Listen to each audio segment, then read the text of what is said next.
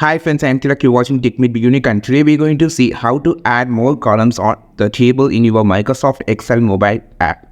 And if you're new to this channel, make sure to click on subscribe button below. We just quickly move on to the video. So to insert more columns in the table in your Microsoft Excel mobile, I'm just going to show how to make it. So for that, I'm just going to insert a 2-column table first. So insert option table. So now we have only 2 columns, but I just need to extend this to a 4 column. So it's simple. First of all, click on the any cell, and if you just need to insert a column before or after, click on any cell on the column.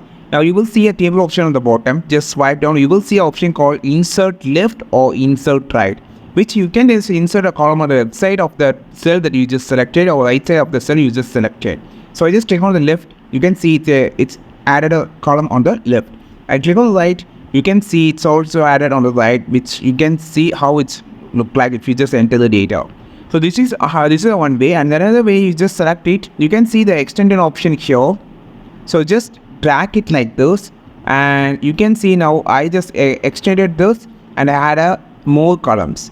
So this is how you just insert a columns on your Microsoft Excel mobile. I think this video helped you. Not like this video, share this video, subscribe this channel.